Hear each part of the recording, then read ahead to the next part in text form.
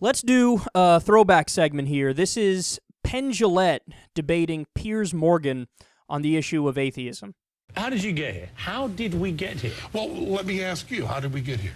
I believe in this superior being, a God. Of course. And therefore the questions which always baffle atheists, the hard reality of life, I believe there is something greater out there. There's a greater entity, which is a spiritual being that allows comprehension on a scale we could never understand. If it's a comprehension... But if you don't believe in that superior being, what do you think happened? If it's comprehension on a scale that we can't possibly understand, aren't you done?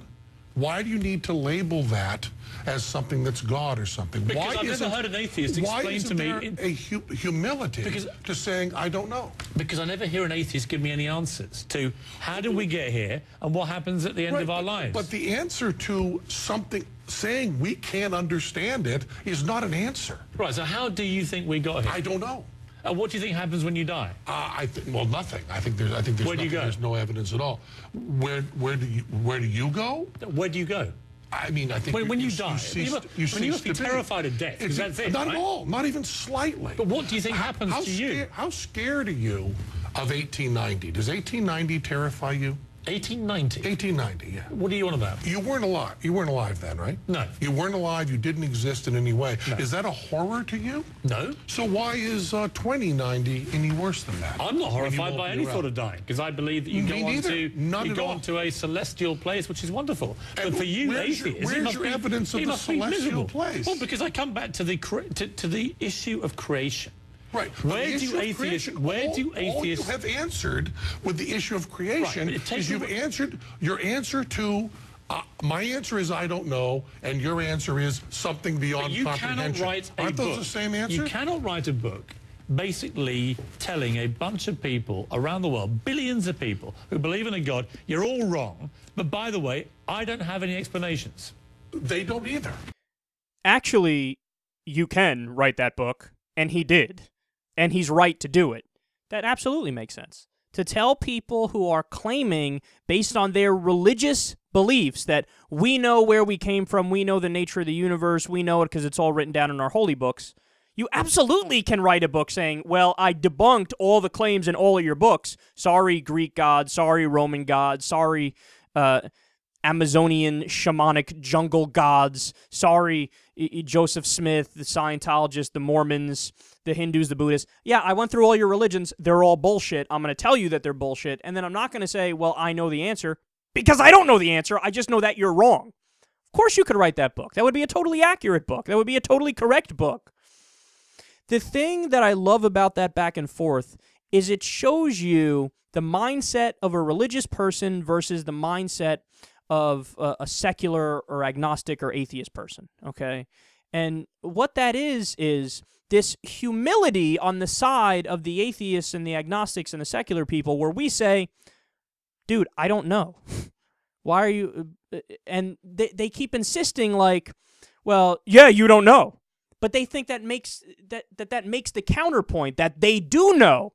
But no, we both don't know, and we're the only ones that are humble enough and honest enough to admit it. You like to fill in the blank with whatever pretty little fairy tales make you sleep at night better. And look, Piers even said, I never hear any atheists give me any answers. Right, and that should give us more credibility, because we're not lying to you. The religions are lying to you. We're not. We're the honest ones. And also, I don't know if you caught it there, in the middle of the back and forth, Piers basically admitted he believes in a literal heaven. Look, even a lot of very religious Christians I know kind of hedge and make caveats when it comes to being super specific about whether or not there's a Satan with the fucking horns, the devil, and angels, and heaven and hell. Even they're like, yeah, I believe it, but don't push me on it, because then I'll say I don't believe in it. But Piers is like, no, I do believe I'm going to go to this place. It's heaven. I believe it. I believe it. And then he tries to say that Penn Jillette is arrogant in his belief. Well, you're the one that just claimed that you believe in a literal heaven. You're the one that's making shit up and making claims that you can't possibly know the answers to. And then also you heard there that the argument you've heard me make time and time again, and I always gave credit from when I first used it, I said, look, this is the Penn Jillette point, I call it, which is whenever people say, well, where do you go when you die? I always say, look, I don't know because I can't know because I haven't died yet.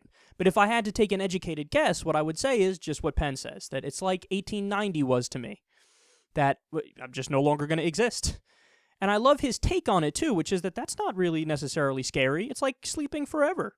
And sleeping is perfectly lovely and wonderful. You don't even know you're sleeping. You just kind of cease to exist for a temporary amount of time. Your brain is shut off. So I can't put into words clear enough just how much Penn Jillette is right and how much he nailed it in that back and forth there. And look, the very final thing I'll say is this.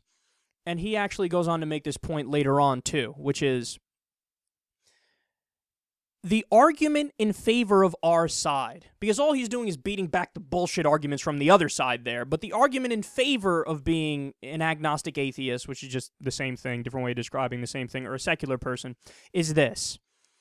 When you acknowledge and admit that this is probably the only life you're going to live where you're a conscious being, all of a sudden, you have a whole new reason to live.